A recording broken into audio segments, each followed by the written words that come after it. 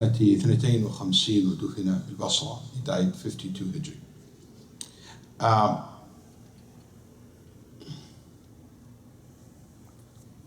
المزادة توضأ النبي صلى الله عليه وسلم وأصحابه من مزادة امرأة مشركة.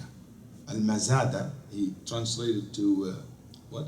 Skin water container. That's right. Skin water container. That's how he translated it. Skin water container. Al-Mazada have a very specific meaning in Arabic language. Al-Mazada, because how would you do a skin?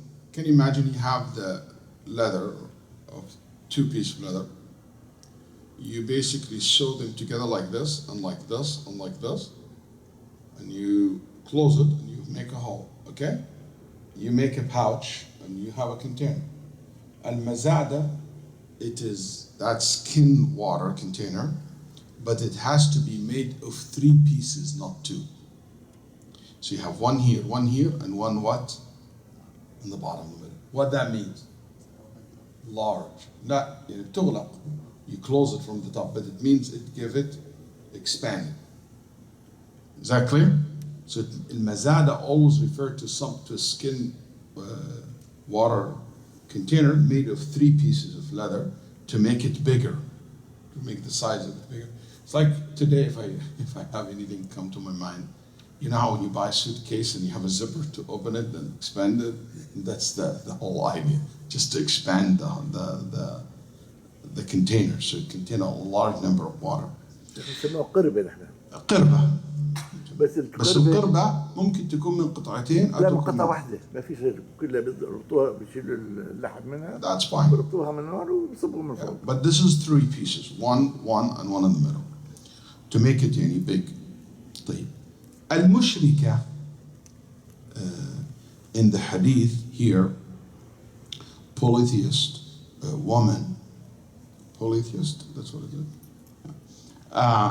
It means someone who an idol worshipper, someone who don't believe in God, somebody who doesn't believe in Allah. So he's not a Christian, not a Jew. Al-Quran never usually, I'm not sure now at the top of my head, but in the top of my head I can tell you, I couldn't think that the Quran ever referred to Ahlul Kitab as mushrikeen. I just can't think of something. But Al-Quran referred to Ahlul Kitab as kuffar.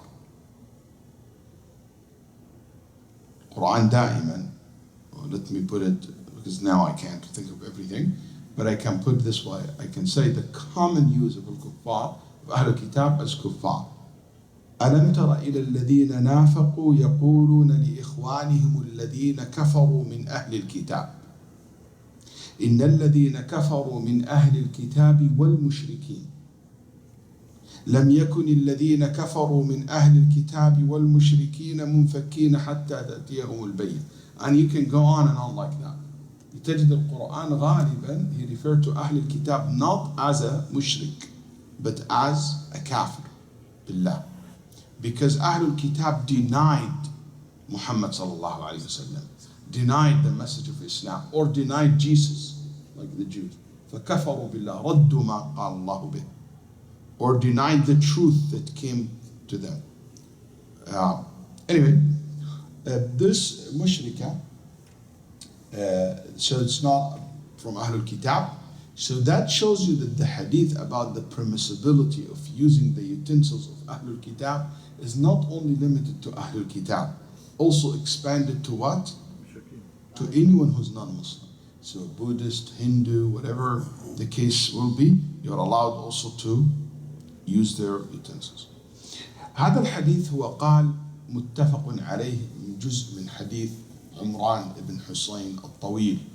The hadith is very long hadith, and the summary of it, Nabi sallallahu alayhi wa sallam pointed someone to guard the time. You know what guarding the time means? Yani watch out in the night for what? For Fajr. When we used to camp, I don't know about you guys, anybody here camped before? Okay, good. when you used to go camping, what we used to do, we used to divide the night. Let's say the night is 10 hours, so we divide it to 10. We don't sleep 10 hours, we're gonna sleep 6 hours. So we make 12 slots.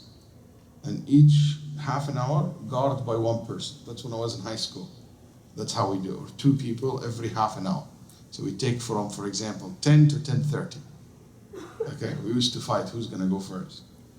So 10:30 I go wake up the other 2 and we go to sleep. So these 2 stay from 10:30 to what? To 11. Or let's say make it 1 hour. From 10 to 11, 11 to 12. Then they go wake up the person next. So you come and you stay for 1 hour. We have alarm, but we used to do this because that's how the Sahaba used to do it. كانوا يحرصون الوقت, they guard the time. So Fajr is 4 o'clock, خلاص, the last one, wake everybody up. And it will be also, I'm saying this because some of you deal with youth, some of you maybe well deal with youth. We used to use this as an opportunity for Qiyam al-Layl also. Because every 2 people who stand up to guard the time, it's an opportunity for them to pray, to make Qiyam al-Layl. Anyway, that's the old good days, I guess. So here we say that this Sahabi radiallahu anhu, guarding time, he forgot and he slept. So they woke up way after the sunrise. And guess what? 6 people woke up, then the 7th was Abu Bakr. Yani 6 people woke up, then 7th one was Abu Bakr radiallahu anhu. The Sahaba, 6 companions wake up and don't know what to do. Should we wake Rasulullah up or not? So they went to Abu Bakr wake up and they said, should we wake the Prophet? Abu Bakr said, no. لا توقظوه. Maybe there is, Allah subhanahu wa ta'ala has a reason for this to happen. So they waited. So Abu Bakr came next to the Prophet and he started saying, Allahu Akbar, Allahu Akbar, Allahu Akbar, Allahu Akbar, Allahu Akbar, Allahu Akbar, making takbir. Nabi sallallahu alayhi wa sallam wake up. Then they said, Ya Rasulullah, we missed the salah. Nabi said, no you didn't. Ya akhi ajib. هذا الحديث فيه فوائد كبيرة. Inshallah, maybe one day we can make this as a class. Because he said you did not miss it. Because the Sahaba radiallahu anhum كان حطوا الطين على رؤوسهم هكذا يضربون على رؤوسهم. They're hitting themselves, their heads. How come we missed Fajr? We're crying. How come we missed Fajr? Today we missed Fajr, we wake up, we missed Fajr. Oh, let me check my iPhone, let me do this, oh, it's okay, take it. They were like, they are in hysteria, yani, they couldn't believe that they missed Fajr. رضي الله عن أنس بن مالك رضي الله عنه وأرضاه رضي الله عنه لما فتح المسلمون أعظم مدينة في العراق تستر. When they conquered Tastur, the biggest, the most strategic city in the whole entire Iraq region. That was basically the backbone of the Persian Empire. The fight continued the whole night, and the fight stopped after the sunrise. So the Muslim army prayed Fajr after sunrise. He was crying. They said, "You crying in a day? Allah bring victory and bring this nation to their knees." The Persian nation. قال والله لصلاة الفجر أحب إلي من فتح تستر. He said, Wallahi, Salat al-Fajr more beloved to me than conquering Tastur. الموازين اختلفت يا أخوان اليوم. Things completely became different today. We see things in different lens today. As-Salah is not that of a big deal. So when he saw that, he said, you didn't miss anything. Let's move. Move. He said, everybody get on his camel. Then they start walking.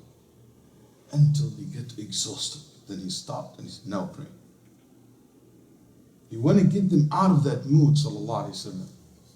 Then he stopped. He made one of them to call adhan. Then they prayed Sunnat al-Fajr. Then they prayed Fajr with the Prophet ﷺ, as if they exactly prayed on time, out loud.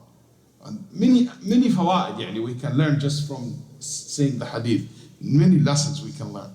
Then in Nabi sallallahu alayhi wa sallam, after that, they were like looking for water, they couldn't find any water. In the middle of the day, they were very thirsty.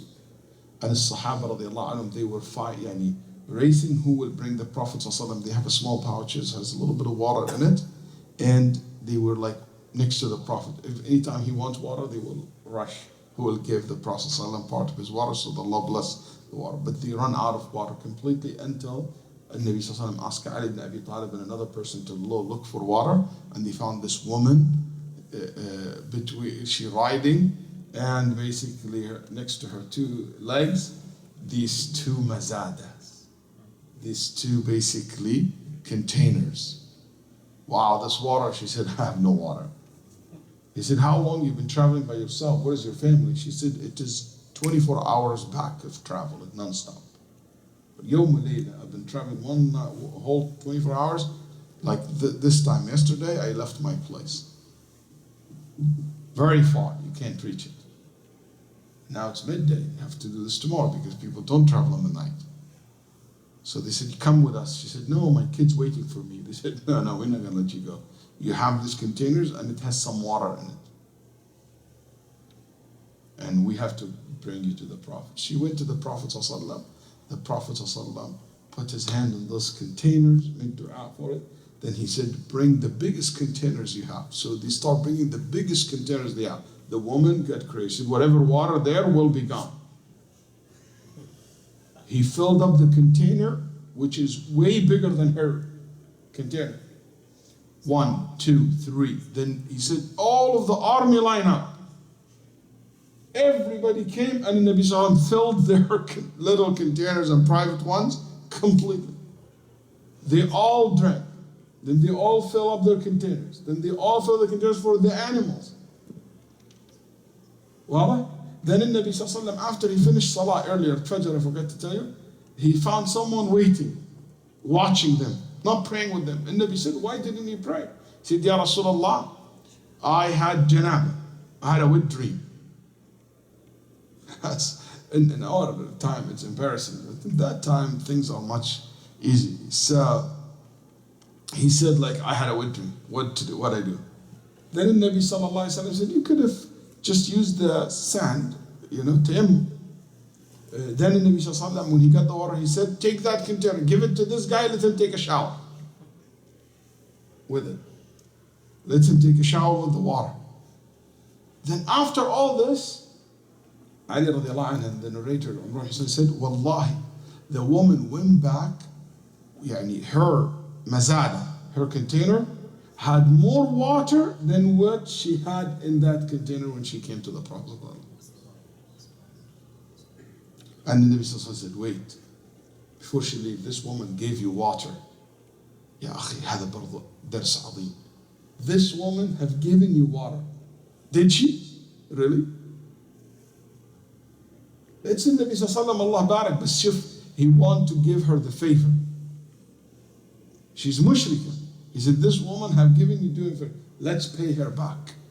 And Nabi sallallahu took his rida sallallahu like a shawl, and he stretched it. He said, everybody bring something for her. So everybody start bringing food, barley, bread, thiyab, some na'al, some shoes, like khasf al-na'al, the thing that you put it on the bottom of the, of the shoes, like to fix it with the bottom of the shoes, extra one. All this can be very useful for people at that time. And the Prophet closed it, and it became big amount of gift, and he gave it to her. She went to her people, قالت إن هذا ما بين هذا وهذا أسحر منه. There is no one between the heaven and earth. There is no magician like this man, or he is a prophet. It has to be one of the two. Cannot be any other choice. وفي الأخير أسلمت وأسلم قومها جميعا. She called her whole entire tribe to Islam, and the whole entire tribe into Islam.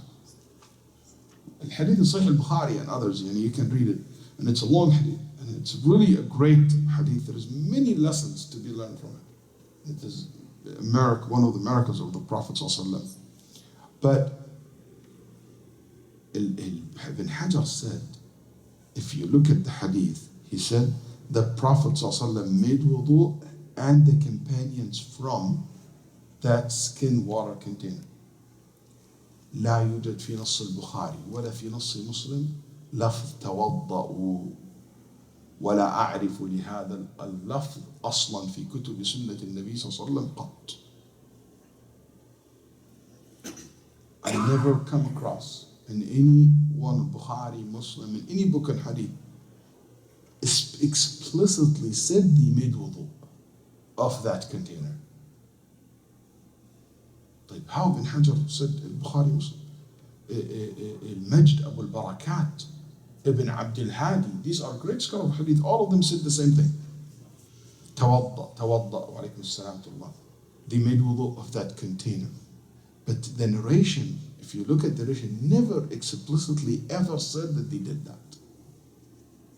But هذا مثال على رواية الحديث بالمعنى مختصرا. Because he said that's abstract from hadith Imran ibn Husayn.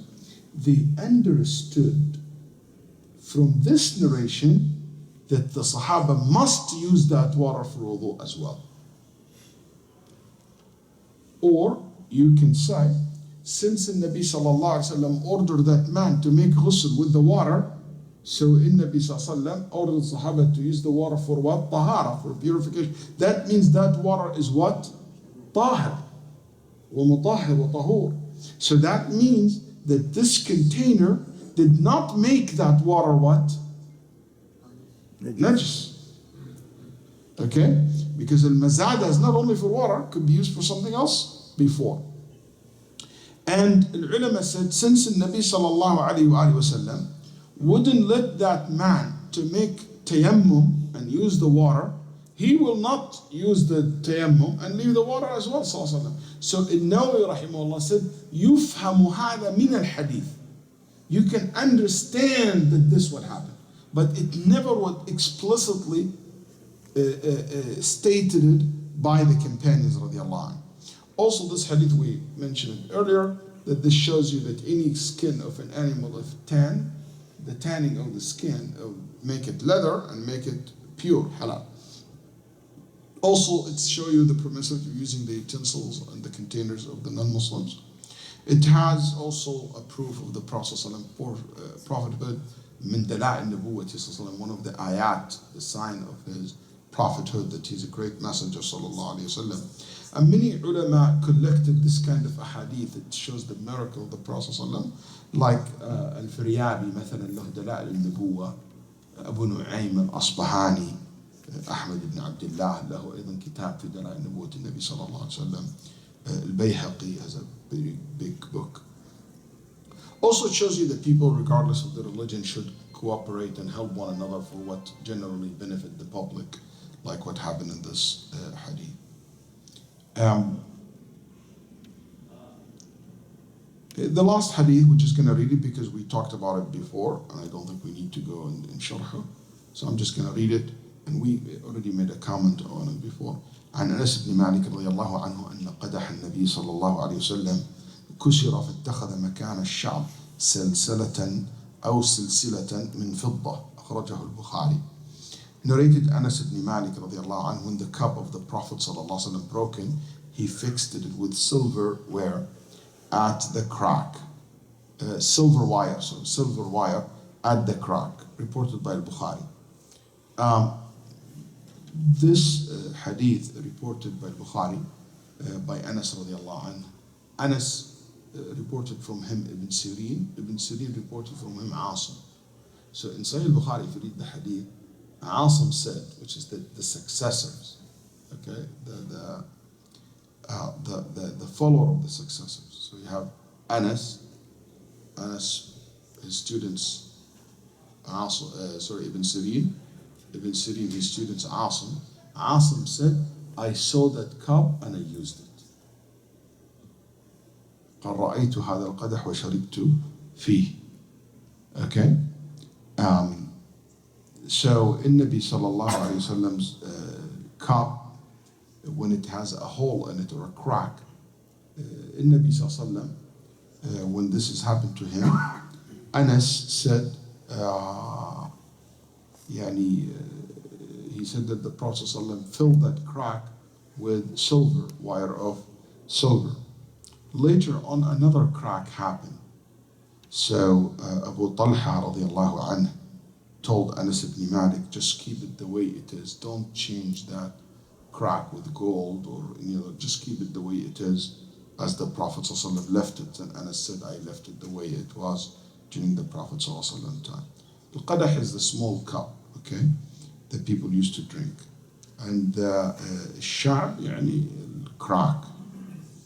Guess we're going to stop. We're going to سلسلة وسلسلة. Silsila means the famous silsila, means chain, okay?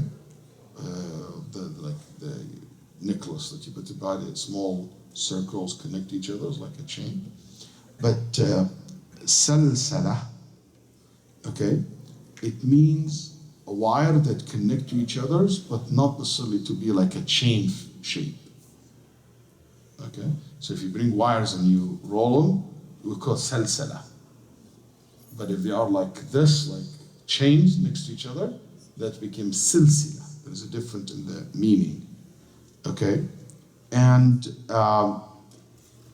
many scholars said this way and that way. So you have a lot of scholars reported this hadith in two ways. And the point here that a small amount of silver, if it is part of the cup or the utensils, it will not make these utensils made of silver. Haram to drink from a silver utensil.